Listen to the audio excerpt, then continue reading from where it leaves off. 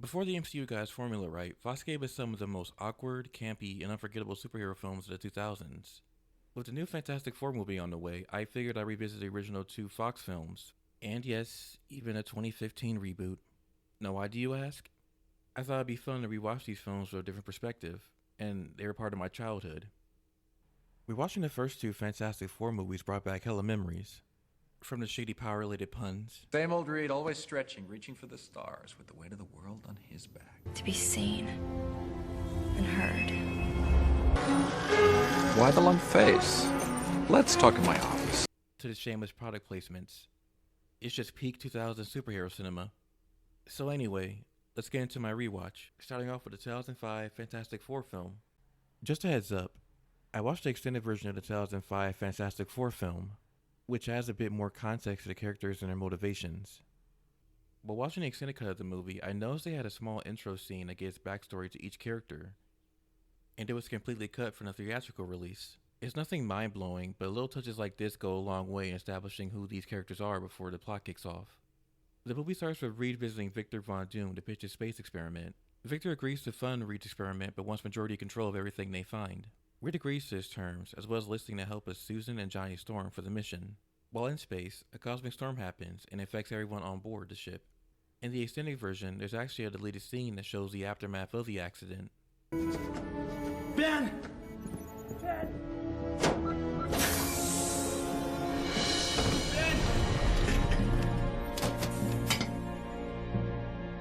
Taken to Doom's medical facility, each member of the team discovers they've gained abilities from the cosmic rays. After transforming, Ben runs off back home.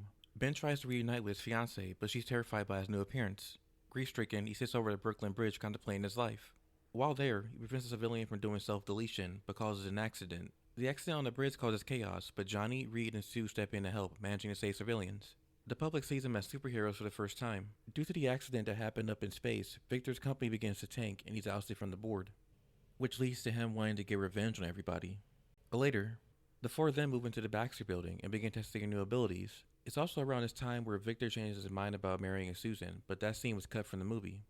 Reed then begins building a machine that recreates the cosmic storm that can help cure them of their abilities.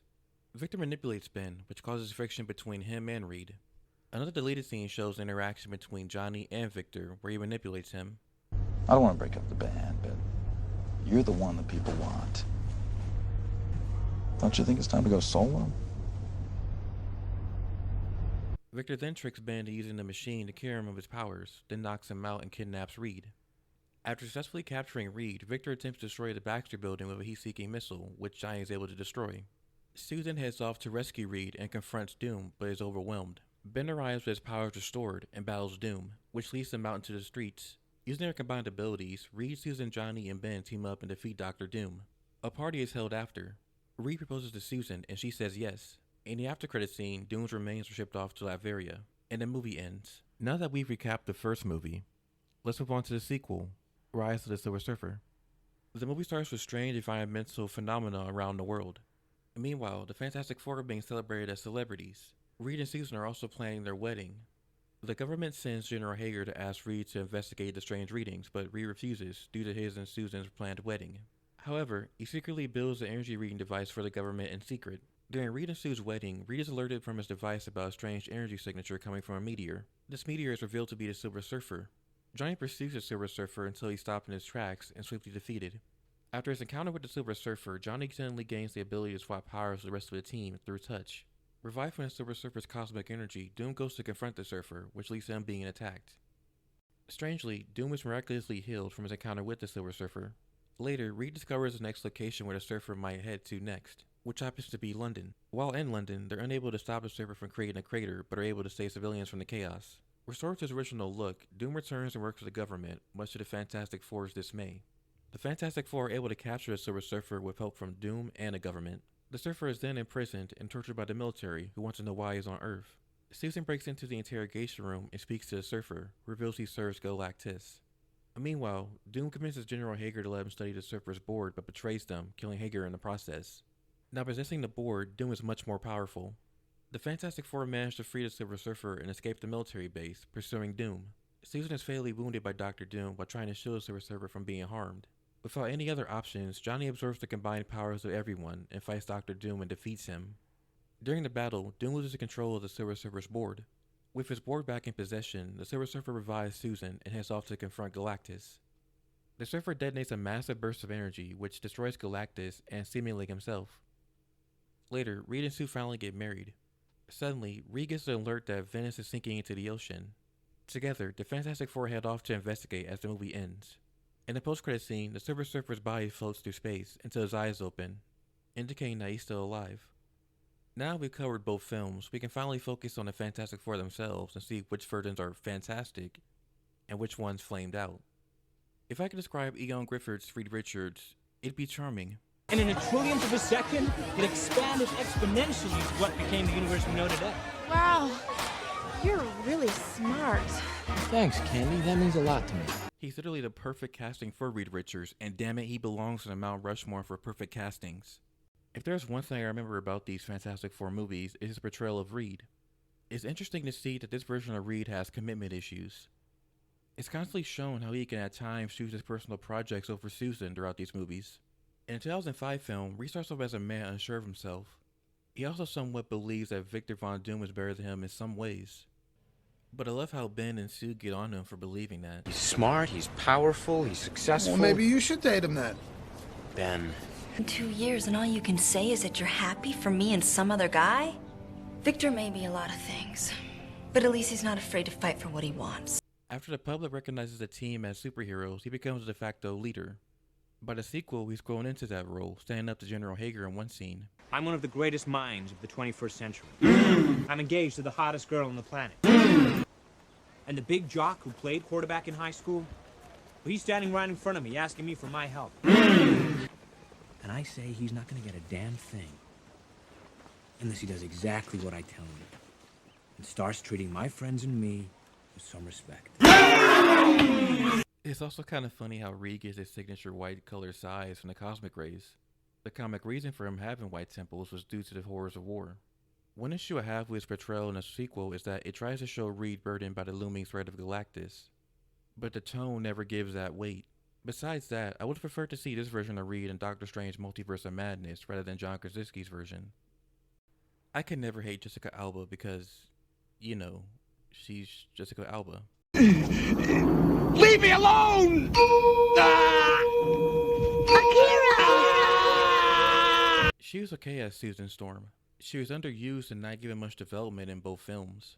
Her arc in the first movie only involves her reconciling with Reed over the damaged relationship, as well as being in a love triangle with Reed and Doom. She does have a slightly minor role in Rise of the Silver Surfer, being the reason for why the Silver Surfer sides with them to stop Galactus. I mean, I stopped being a villain too if a bad bitch told me to. Everyone is also mean to her and doesn't take her seriously in these films as well. Stop. All right. All right? Yes. God. God. What's wrong with you? What? It's ironic, isn't it? You're finally the perfect woman for him. Because you're his science project. The only time she locked in was when she threatened Doom in Rise of the Silver Surfer. Did you know I could create a force field inside someone's body and expand it until they explode? It's clear that Jessica Alba was just eye candy for moviegoers at the time. Looking back, some of these scenes she was in were really fucking corny. I really feel bad for Jessica Alba doing these films. I enjoyed Michael Chiklis' portrayal of the Thing. You could say he's rock solid. Man, what the fuck is you talking about? What the fuck was that? I'm sorry, man. I wasn't thinking about it. The practical suit they used for the Thing still holds up today. It's clunky, sure, but it gives the character presence in a way CGI still hasn't topped yet. Hold up, bro. I was like, damn, nigga, what you doing out here with all this ass? Double cheeked up. This version of Ben also didn't come up with his clobbering time catchphrase, as the marketing team came up with the idea. Look what the marketing guys did. Look, check it out. Listen. You love this. It's clobbering time! It's catchy, right? I also do appreciate these films giving Ben some drip in a few of his scenes. Ben has a small arc in this film, but it expanded on more in the extended version. We see him contemplating his new situation. Are you surprised? As well as his loneliness.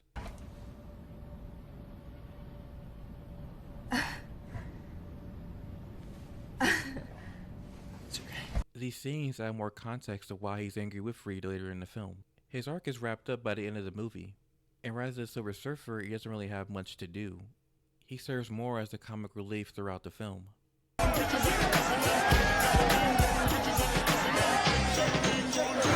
you gotta be kidding me! Hey, not bad. You scared me there, Smokey. Look at you. You're cute. Yeah, that's right. Keep running, boo-boo. If he was given more to work with script-wise, I think Michael Chiklis would have been the best version of the thing. Chris Evans as Johnny Storm is okay.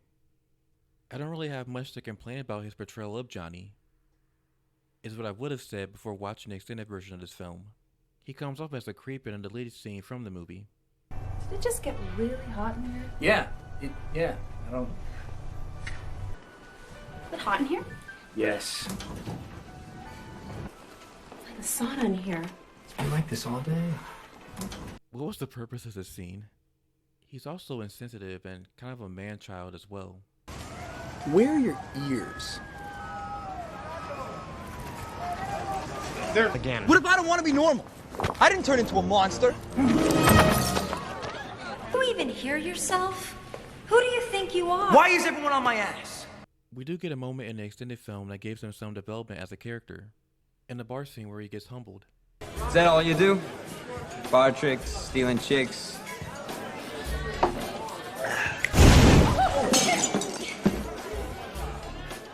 What are you doing? You could have burned somebody. You know, if I had your powers, I'd be doing something with it, not wasting my time doing cheap tricks in bars.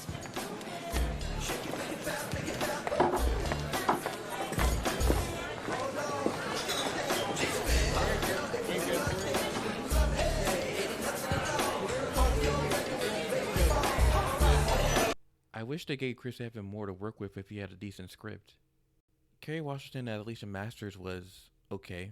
She's barely used, but at least the extended cut gives her and Ben's relationship a little bit more depth. You dared to be different. You didn't care what anybody else did, or said, or thought. So why start now? I also didn't know she's actually a stepdaughter of the Puppet Master, a Fantastic Four villain. His puppets can be seen in Alicia's shop, cleverly called Kirby's Gallery, a nod to Jack Kirby. While he doesn't make an appearance in the 2005 film, he does make an appearance in the Fantastic Four game. General Hager was fine in Rise of the Silver Surfer. He was apparently a longtime rival and childhood bully to Reed Richards, which is Cap. This nigga looks 10 years older than Reed, so I find it really hard to believe they went to school together. To my surprise, he was actually meant to be Nick Fury. Hager's dialogue with Reed was recycled from Fury's dialogue in Ultimate Extinction. You're on my team. Got it? But I guess you never played football in high school. Did you, Richards? Due to rights issues, they had to change the character into General Hager at the last minute. I used to think Frankie Raye was a character made up for this movie, but turns out she's from the comics. She was first introduced in Fantastic Four number 164 back in 1975. When she was a child, she gained the ability to generate flames due to an accident in her stepdad's lab. She would go on to briefly date Johnny Storm and also join the Fantastic Four for a short time. At one point, she would even become a herald of Galactus. After that, she pretty much faded into obscurity. She existed to be a love interest for Johnny in the film. Not terrible, but not great. Just a warm body with minimal screen time. There's not much I can say about this version of Galactus, so I'm gonna let The Rock take it away. It's the biggest piece of dog shit. This version of Galactus clearly pulls from the Ultimate Universe, where he's not a giant cosmic being, but a swarm of planet-eating droids called Galactus. Created by the Kree, his original purpose was to wipe out the enemies of the Kree Empire. But, in true comic fashion, the Kree lost control of the creation. What's terrifying about this version is that it would send a bombardment of telepathic broadcasts to residents of his targeted planet. I'm glad he decided not to adapt a lot of this version of Galactus, as it wouldn't fit the tone of Rise of the Silver Surfer. While doing research, I was shocked to see that Galactus' final design wasn't finished. They were still working on his design as late as 3 months before the film's release date. I don't understand how it's hard to get Galactus' design right. He doesn't have a complicated design for one, and you could have based it mainly on his comic book counterpart, but whatever. Tim Story, the director for both Fantastic Four films, wanted to reveal Galactus' real form in a spin-off Silver Surfer film, but thankfully that didn't happen. If I can give it some praise, I really like the silhouette resembling his 616 design. It was a nice touch. In the comics, Galactus uses a device called the Elemental Converter to drain the planet's energy. But that thing looked hella expensive to CGI, so it's probably why we went with the Fart Cloud instead. The Silver Surfer in this movie is close to his comic book counterpart. What's especially interesting is that this version feels like an amalgamation of his 1610 Ultimate version as well as the 616 version, with a few key differences. The Ultimate version, known as Silver Searcher, yes, that's his name, causes natural disasters just by showing up on Earth, which this movie mirrors well.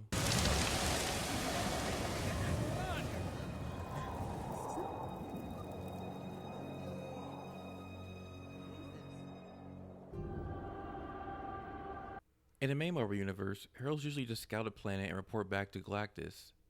If a herald shows up near your planet, you're pretty much done.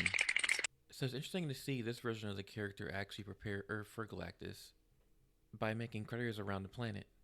Now the kicker to all this is that this version of the Silver Surfer is somewhat both the strongest and weakest we've ever seen. It's hard to tell what his actual power level is. If I could describe it, it'd be like Superman from the 90s animated show. One minute he's punching Darkseid across the room and tanking Omega beams. The next he's getting folded by lightning or B-tier villains. This version of the Silver Surfer goes toe-to-toe with Galactus, giving him that Majin Vegeta treatment, but also gets tortured by some nigga with needles. This seems hilarious to me because the torturer thinks he's doing some damage. There are certain things I'm not permitted to do because they're considered human rights violations. Fortunately, you're not human. Shut your lame ass up, nigga. I'll just chalk it up to him being exactly as powerful as the writers need him to be. Other than that, he was fine. And now, last but not least, we've got to talk about Dr. Doom. And there's a lot to talk about with him. Let me level with you guys. Girls. Scrolls. These movies ruined how I viewed Dr. Doom. I really thought this man had electricity powers. You what? Out of all of his vast abilities, they choose electricity.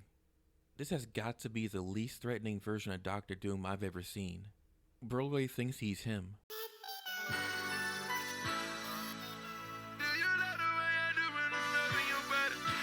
Superhero Squad's version of Dr. Doom is more threatening than him. They are not friends, Mother. They are henchmen. I pay them to hench. If you have to pay them, then they're not true friends, are they? Doom's portrayed as a jealous and sassy-ass nigga in these movies. Maybe you should have stayed in the lab. Field work never suited you. Got what he wanted. And everything he wanted, he took from me. I'll try to talk slowly, so you can keep up. Surfer can stop the destroyer, but he needs his board! Come and get it, Richards. It's also funny too because he makes a face after saying or doing something.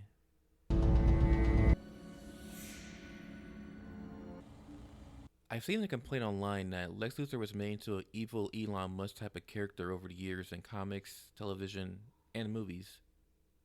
That's exactly what they did with this version of Dr. Doom. For starters, Doom has never owned a company in the comics. He attributed his wealth to his current residency as ruler of Latveria. And speaking of Latveria, these movies barely mention anything about his heritage. The only time it's ever mentioned is during Doom's confrontation with a senior board member of his company. You could always move back to Latveria. Start fresh. Maybe that's where you belong. The old country.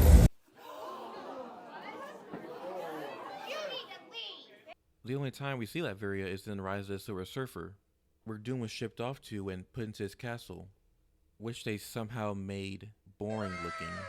Also, this man barely did anything scientific in both these movies. The only time he did was in Rise of the Silver Surfer, where he made a device that allowed him to control the Silver Surfer's board. In the director's commentary for Rise of the Silver Surfer, originally they were going to reveal that Victor is actually a Doombot, which would explain his synthetic skin problem throughout the first film. I mean, I guess that's cool. I still wonder why Doom even had a skin affliction in the first place if he was going to wear his mask, as well as his bodysuit.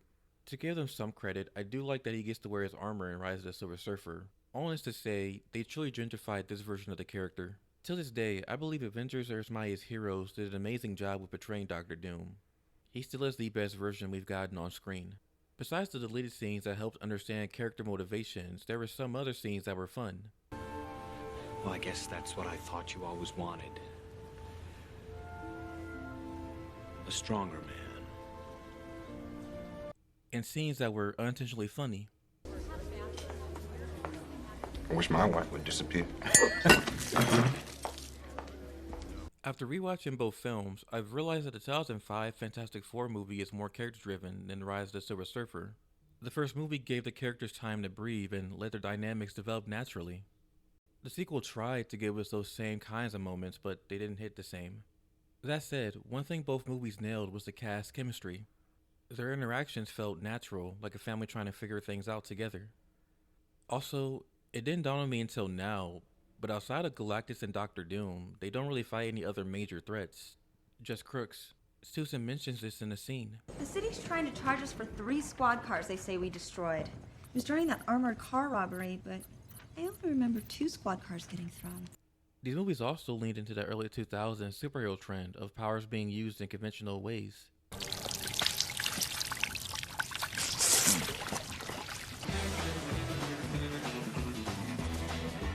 I've got his it. Can't you put makeup on it? No, I got it. Crisis averted. Despite their flaws, these movies have a certain charm that's hard to deny.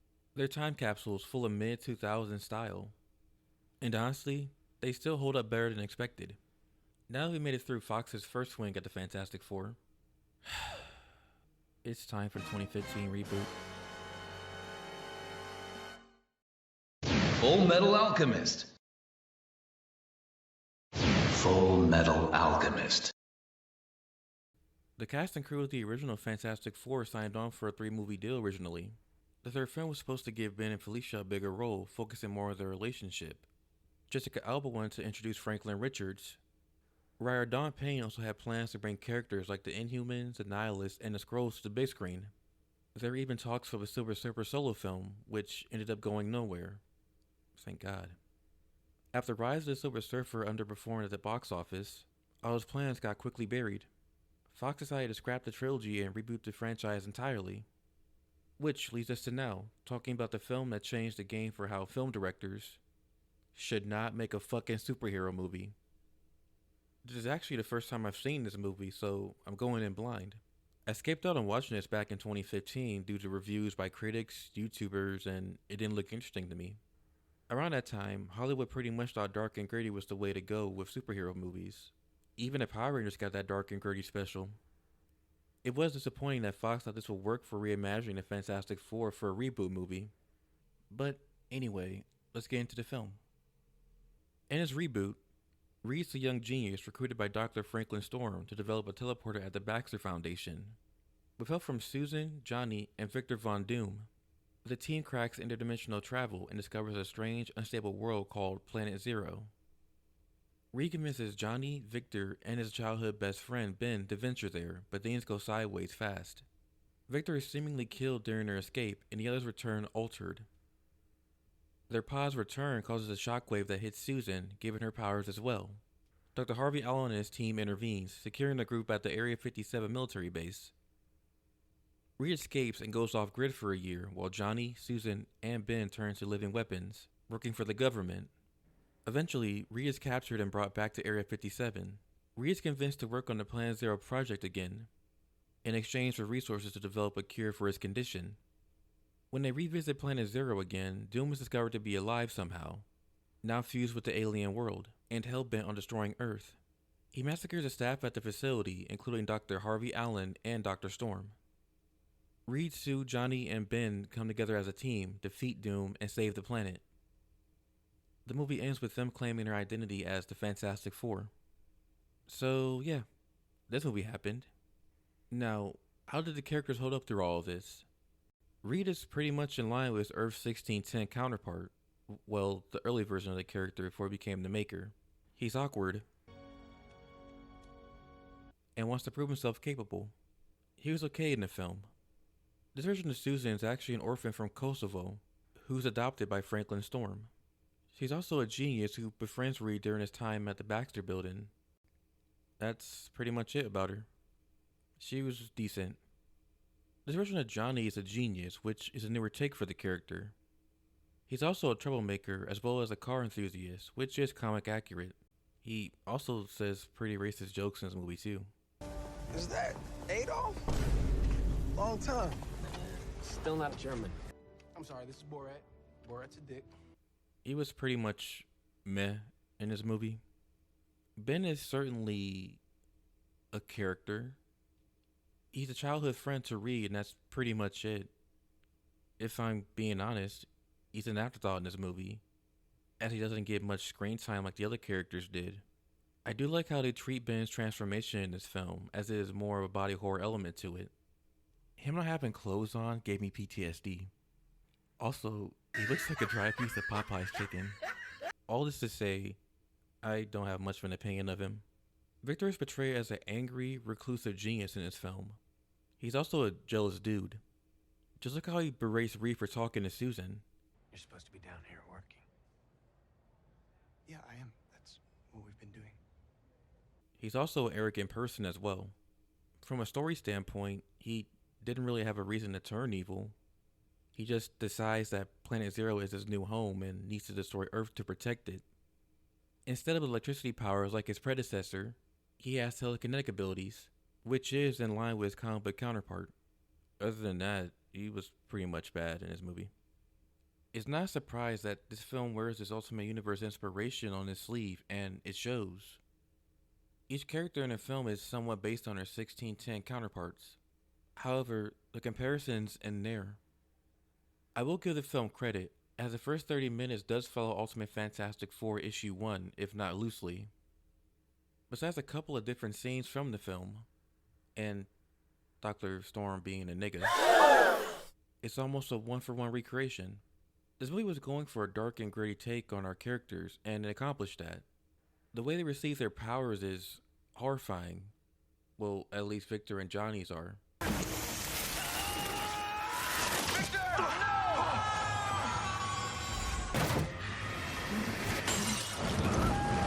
The scene where Ben gets his powers is hilarious.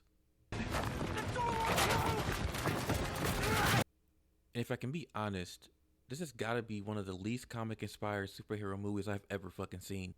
It barely touches the Fantastic Four mythos and still manages to make a bunch of unnecessary changes. These niggas were gonna have Doom go by Victor Domashev for fuck's sake, until fans boycotted them and it changed his name back to Doom. By the end of the movie, they become government stooges with no clear direction, operating out of a military base instead of the iconic Baxter building. That's a choice. And if that wasn't enough of a slap in the face, what if I told you that this man is actually Mole Man?